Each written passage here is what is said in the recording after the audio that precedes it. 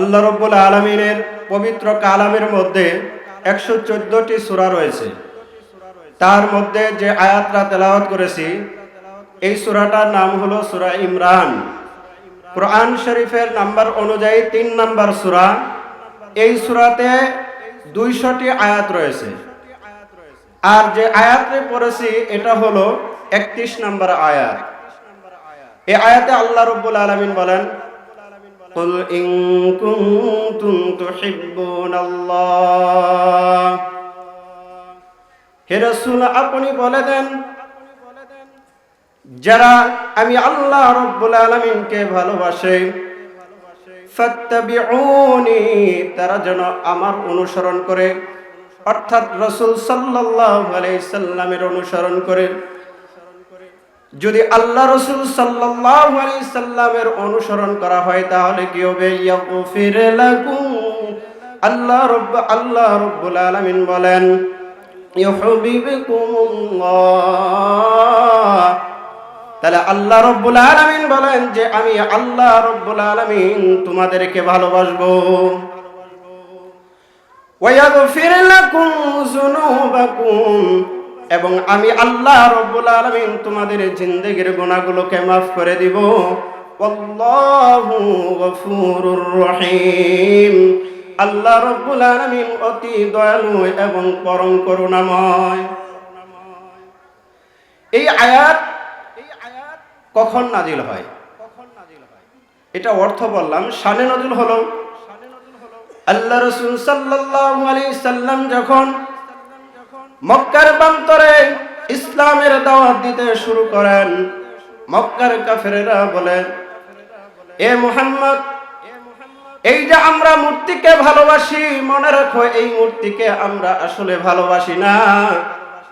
এই ভালোবাসার কারণ হলো এই মূর্তি আমাদেরকে আল্লাহ রাব্বুল আলামিন পর্যন্ত পৌঁছায় দিবে। এবং খ্রিস্টানেরা বলেন, হে মুহাম্মদ, আমরা ঈসা আলাইহিস সালামকে ভালোবাসি কেন জানো? আমরা ঈসা আলাইহিস সালামকে আল্লাহর পুত্র বলি কেন জানো? কারণটা হলো যে ইনি আমাদেরকে আল্লাহ পর্যন্ত পৌঁছায় দিবে। ঠিক ওই সূত্র, মক্কার কাফেরের সূত্র ধরে এখনো এক শ্রেণী লোক বলে যে আমরা বাবার অনুসরণ করি কিসের জন্য জানো?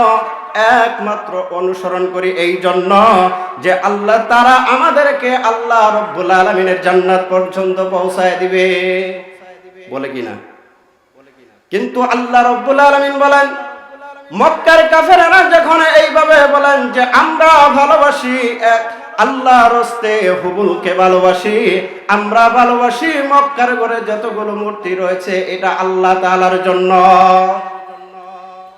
তখন আল্লাহ রাব্বুল আলামিন রাসূল সাল্লাল্লাহু আলাইহি সাল্লামকে জানায় দেয়, হে রাসূল আপনি ওই মক্কার কাফেরদেরকে বলে দেন, যেই সমস্ত কাফেরেরা মনে করে যে আমরা মূর্তিকে ভালোবাসে জান্নাতে যেতে পারবো, যারা মনে করে আমরা বাবার অনুসরণ করে জান্নাতে যেতে পারবো, তাদেরকে বলে দেন, কুল ইন কুনতুম তুহিব্বুনাল্লাহ ফাত্তাবিউনি ইউহিব্বুকুমুল্লাহ। হে রাসূল আপনি তাদেরকে বলে দেন এই মূর্তির ভালোবাসা তোমাদেরকে আল্লাহ পর্যন্ত নিয়ে যেতে পারবে না।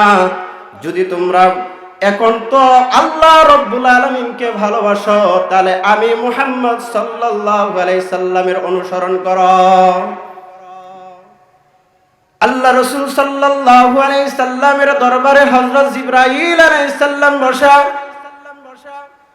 ঈমানের শিক্ষা দিতেছেন। এমন সময় এক প্রান্ত থেকে সাহাবা আবু যর গিফারি রাদিয়াল্লাহু তাআলা আনহু আসতেছেন। রাসূল সাল্লাল্লাহু আলাইহি সাল্লামকে জিবরাইল আলাইহিস সালাম বলেন, ও রাসূল এই যে আপনার সাহাবা আবু যর আসতেছেন। রাসূল সাল্লাল্লাহু আলাইহি সাল্লাম বলে, ও ভাই জিবরাইল তুমি আবু যরকে কেমন করে চিনো? তখন জিবরাইল আলাইহিস সালাম বলে, ইয়া রাসূলুল্লাহ আপনার আবু যরকে শুধু আমি জিবরাইল নয় আসমানের সমস্ত ফেরেশতা পর্যন্ত আপনার আবু যরকে চিনে। কারণ তিনি একজন সম্ভ্রান্ত পরিবারের লোক। তিনি আমি আল্লাহ রব্বুল আলামিনকে ভালোবাসার কারণে, তিনি আল্লাহ রব্বুল আলামিনকে ভালোবাসার কারণে, আপনার অনুসরণ করার কারণে সে রাজনীতি ছেড়েছে, সংসার ছেড়েছে, নিজের পরিবার ছেড়ে আপনার ওখানে একমাত্র আল্লাহ রব্বুল আলামিনকে ভালোবাসার উদ্দেশ্যে আপনার ওখানে এসেছে। আল্লাহ রাসূল সাল্লাল্লাহু আলাইহি সাল্লাম বলেন, ও ভাই জিবরাইল, এটা তুমি কিভাবে জানো? আল্লাহ রাসূল সাল্লাল্লাহু আলাইহি সাল্লামকে বলে, হে রাসূল, আপনার আবু যর যেই দিন টাকার অভাবে, অর্থের অভাবে, কাপড়ের অভাবে কি করেছিল? চট পরিধান করেছিল। সেই দিন আল্লাহ রব্বুল আলামিন জান্নাতে অর্থাৎ হাসরের ময়দানে আল্লাহ রব্বুল আলামিন সেই দিন আরশ মহল্লায় যত ফেরেশতারা রয়েছিল সমস্ত ফেরেশতাদেরকে বলেছিল, হে ফেরেশতারা, তোমরা আবু যরের সম্মানে তোমরা সকলেই তোমরা উচ্চত পরিধান করো, কারণ আবু যর অন্য কারোর জন্য নয়, আমি আল্লাহ রব্বুল আলামিনকে ভালোবাসার কারণে সে একমাত্র চট পরিধান করেছে। আর আল্লাহ রব্বুল আলামিন ঘোষণা করে দেয়, ইউহিব্বুকুমুল্লাহ, ওই আবু যরকে আমি আল্লাহ ভালোবাসি। সুতরাং শুনে রাখো, দুনিয়ার সমস্ত মানুষ আছে যারা, তারাও ভালোবাসবে। ও ফেরেশতারা, তোমরা শুনে রাখো, আবু যরকে তোমরা সকলেই তাকে ভালোবাসবে। অর্থাৎ আল্লাহ রব্বুল আলামিনকে যদি ভালোবাসার চায় তাহলে রাসূল সাল্লাল্লাহু আলাইহি সাল্লামের অনুসরণ করতে হবে। রাসূল সাল্লাল্লাহু আলাইহি সাল্লামের অনুসরণ কিভাবে করব? আল্লাহ রাসূল সাল্লাল্লাহু আলাইহি সাল্লাম বলে, আনা আনাসিন ক্বালা রাসূলুল্লাহ সাল্লাল্লাহু আলাইহি সাল্লাম, লা ইউমিনু আহাদুকুম হাত্তা আকুনা আহাব্বা ইলাইহি মিন ওয়ালিদিহি ওয়া ওয়ালাদিহি ওয়ান নাসি আজমাইন। আল্লাহ রাসূল সাল্লাল্লাহু আলাইহি সাল্লাম ঘোষণা করে দেয়, হে সাহাবারা শুনে নাও, যতক্ষণ পর্যন্ত তোমরা আমি রাসূল সাল্লাল্লাহু আলাইহি সাল্লামকে তোমাদের সন্তান চাইতে, তোমাদের পরিবারের সমস্ত লোকের চাইতে আমি মুহাম্মদকে যত বেশি ভালো না বাসতে পারবে ততক্ষণ পর্যন্ত তোমরা ঈমানদার হতে পারবে না। কেমন ভালোবেসে সাহাবারা! আল্লাহ রাসূল সাল্লাল্লাহু আলাইহি সাল্লাম মদিনায় মুনাওয়ারায় বসা, মুতার প্রান্তরে যখন মুতার যুদ্ধ শুরু হল, মুতার ওই প্রান্তরের যাদের সাথে যুদ্ধ হবে রোমের সম্রাট, তখনকার সময়ে তারা ছিল শক্তিধর রাষ্ট্র। আর এইদিকে আল্লাহ রাসূল সাল্লাল্লাহু আলাইহি সাল্লাম 3000 সাহাবাদেরকে তৈরি করলো, 3000 সাহাবাদেরকে তৈরি করলো সেখানে তাদের সাথে যুদ্ধ করার জন্য। আল্লাহ রাসূল সাল্লাল্লাহু আলাইহি সাল্লাম এই যুদ্ধে 3জন নায়ক, 3জন সেনাপতিকে আল্লাহ রাসূল সাল্লাল্লাহু আলাইহি সাল্লাম নিযুক্ত করেন। এক নাম্বার রাসূল সাল্লাল্লাহু আলাইহি সাল্লামের পালক পুত্র যায়েদ ইবনে হারিস। আল্লাহ রাসূল সাল্লাল্লাহু আলাইহি সাল্লাম বলেন, যায়েদ তুমি কোথায়? যায়েদ সঙ্গে সঙ্গে বলে, লাব্বাইক ইয়া রাসূলুল্লাহ, আমি আপনার সামনে হাজির। হযরত যায়েদ রাদিয়াল্লাহু তাআলা আনহুকে রাসূল সাল্লাল্লাহু আলাইহি সাল্লাম ইসলামের ঝান্ডাটা তুলে দেয়, পতাকাটা তুলে দেয়, বলে দেয়, হে যায়েদ, নাও আজকের এই যুদ্ধের সেনাপতি দায়িত্ব পালন করবে তুমি। তারপরে রাসূল সাল্লাল্লাহু আলাইহি সাল্লাম তার চাচাতো ভাই জাফর ইবনে আবি তালিবকে ডাকলেন।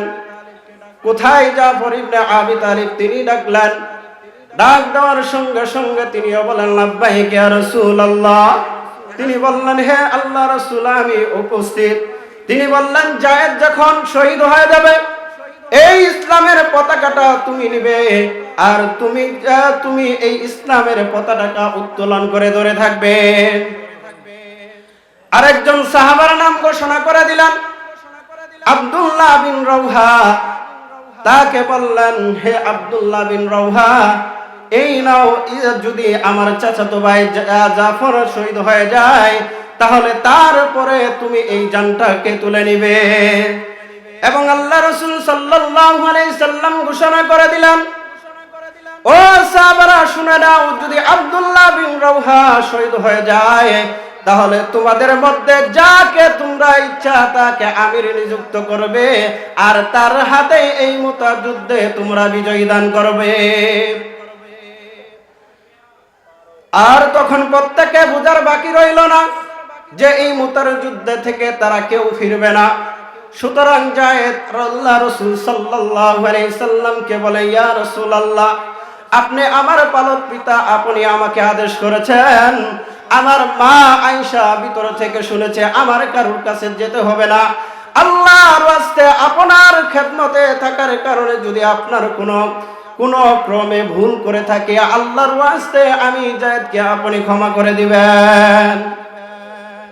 হযরত জাফর চলে গেল বাড়িতে যে স্ত্রী পুত্র তাদের কাছে যে স্ত্রীকে বললে, ও স্ত্রী, জনমের মতো বিদায় দিয়ে দাও, আল্লাহ রাসূল সাল্লাল্লাহু আলাইহি সাল্লাম আমাকে মুতার যুদ্ধের জন্য সেনাপতি নিযুক্ত করেছে। আল্লাহ রাসূল সাল্লাল্লাহু আলাইহি সাল্লাম আমাকে যুদ্ধের সেনাপতি নিযুক্ত করে দিয়েছেন। তখন তার স্ত্রী বললেন, হে স্বামী, আল্লাহ রাসূল যেখানে নিযুক্ত করেছেন আমি আপনাকে সেখানে বাধা দিতে পারবো না। তখন তিনি দুই হাত আল্লাহর দরবারে তুলে বলে, হে পরওয়ারদিগার, আমার স্বামীকে তুমি ওই যুদ্ধের ময়দান থেকে গাদি বানায়া বাড়িতে ফিরে নিয়ে এসো। জাফর রাদিয়াল্লাহু তাআলা আনহু তরবারির উল্টা পিঠ দিয়ে তার হাতে আমি আঘাত করে বলেন, ও স্ত্রী, উল্টা দোয়া করো না। যেখানে আল্লাহ রাসূল সাল্লাল্লাহু আলাইহি সাল্লাম, আমার আগেও একজন সেনাপতি রয়েছে, আমার পরেও একজন সেনাপতি রয়েছে, সুতরাং ওই মুতার যুদ্ধ থেকে আমি কখনো ফিরে আসব না। আল্লাহ রাসূল সাল্লাল্লাহু আলাইহি সাল্লামের কথা তার স্ত্রীকে জানিয়ে দিলেন। তার স্ত্রী থেকে বিদায় নিয়ে চলে আসলেন। স্ত্রী কান্না শুরু করে দিয়েছেন।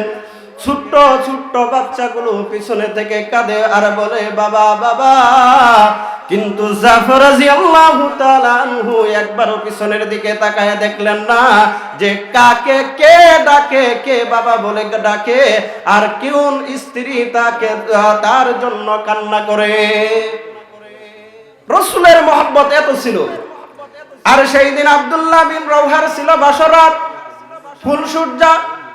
সেই দিন বিবাহ করে তার স্ত্রীকে যখন ঘরে রেখে রাসূল সাল্লাল্লাহু আলাইহি সাল্লামের সাথে দেখা করতে এসেছিল, আল্লাহ রাসূল সাল্লাল্লাহু আলাইহি সাল্লাম তাকে যুদ্ধের জন্য প্রস্তুতি দিয়ে দেন। আব্দুল্লাহ বিন রাওহা তার স্ত্রীকে বাহির থেকে বলে, ও স্ত্রী, এই মাত্র তোমাকে আজকে বিবাহ করে নিয়ে এসে তোমাকে ভালো করেও দেখি নাই, তোমার কোনো হক আদায় করতে পারি নাই রে স্ত্রী। সুতরাং আমি আব্দুল্লাহ বিন রাওহা তোমার কাছে ক্ষমা চাই, তোমার কোনো হক পাওনা হক আদায় করতে পারি নাই, আল্লাহর ওয়াস্তে তুমি আমাকে ক্ষমা করে দিও। তার স্ত্রী বলেন, স্বামী, আল্লাহ রাসূল আপনাকে যুদ্ধের সেনাপতি নিযুক্ত করেছে, আমি আপনাকে বাধা দিব না। তবে একটা শুধু প্রার্থনা, আপনি আমার একটু ঘরে আসেন, আপনার চেহারাটা প্রাণ ভরে দেখে নেই, কাল কিয়ামতের দিন যাতে করে আপনার হাতটা ধরে আমি জান্নাতে যেতে পারি।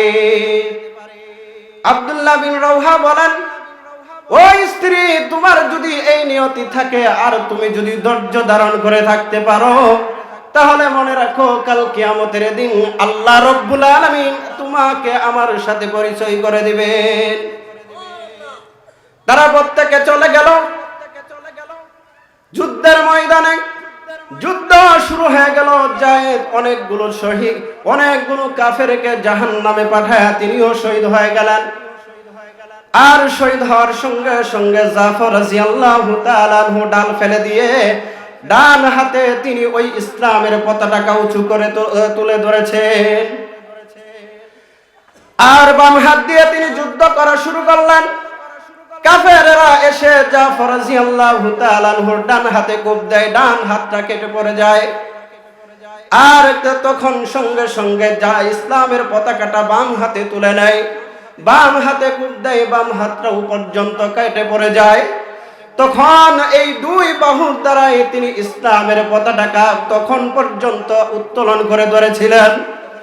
তখন কাফেররা তার ডান পায়ে কোপ দেয়, ডান পা পর্যন্ত কেটে পড়ে যায়, বাম পায়ে কোপ দেয়, বাম পা পর্যন্ত কেটে পড়ে যায়।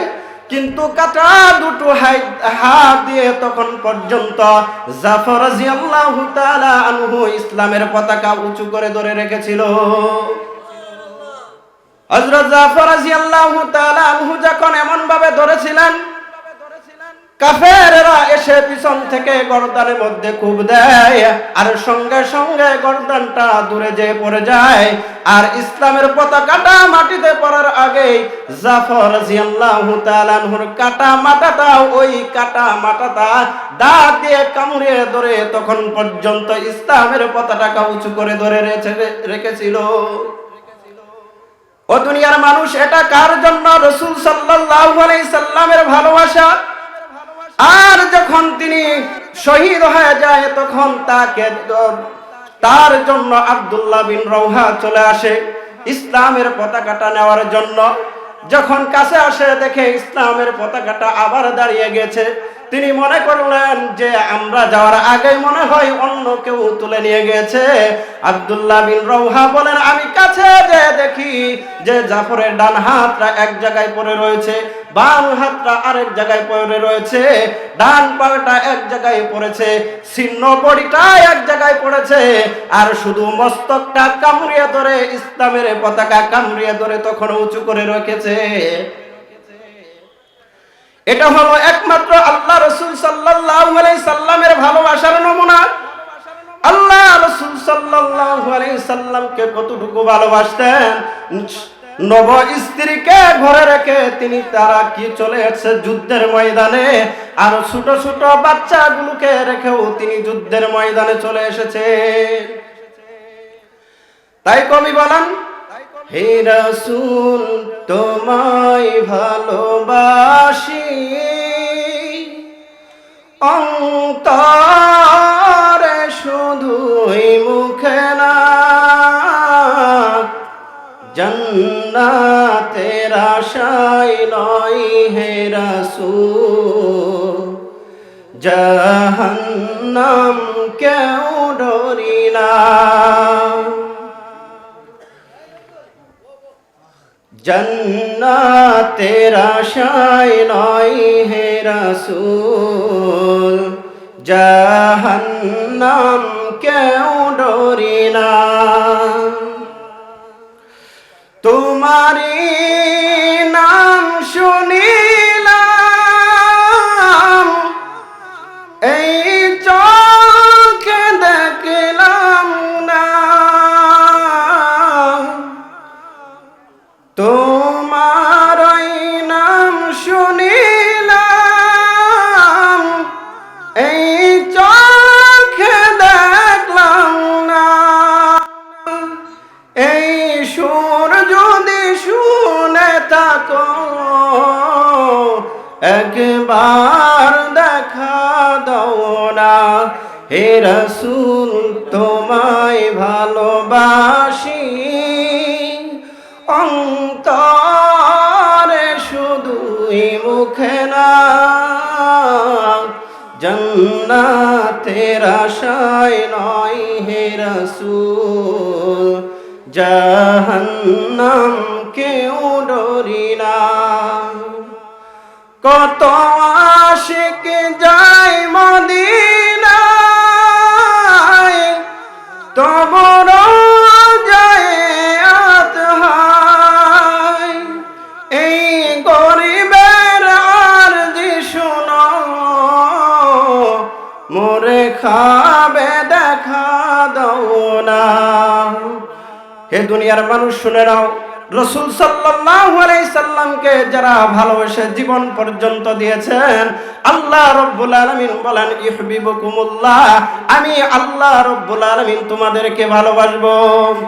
এবং সূরা নিসার 13 নম্বর আয়াতে আল্লাহ রাব্বুল আলামিন বলেন মান ইউতি'ল্লাহা ওয়া রাসূলাহু يدخله جنات تجري من تحتها الأنهار خالدين فيها ذلك الفوز العظيم আল্লাহ রাব্বুল আলামিন ঘোষণা করেন হে দুনিয়ার মানুষ যারা আল্লাহ এবং তার রাসূলের অনুসরণ করবে তাদেরকে আল্লাহ রাব্বুল আলামিন বলেন তাদের জন্য এমন জান্নাত প্রবাহিত এমন জান্নাত পুরস্কার হিসেবে দান করবে যার তলদেশ দিয়ে প্রবাহিত হবে নহর এবং সেখানে তারা চিরস্থায়ী থাকবে। আল্লাহ রাব্বুল আলামিন সকলকে যে আলোচনাগুলো করলাম এর মধ্যে যদি কোনো ভুল হয়ে থাকে আল্লাহ রাব্বুল আলামিন আমাদের ভুলগুলো অন্তর থেকে মিশিয়ে দেয় এবং সঠিক কথাগুলোকে আমল করা তৌফিক দান করুক। ওয়া মা আলাইনা ইল্লাল বালাগ।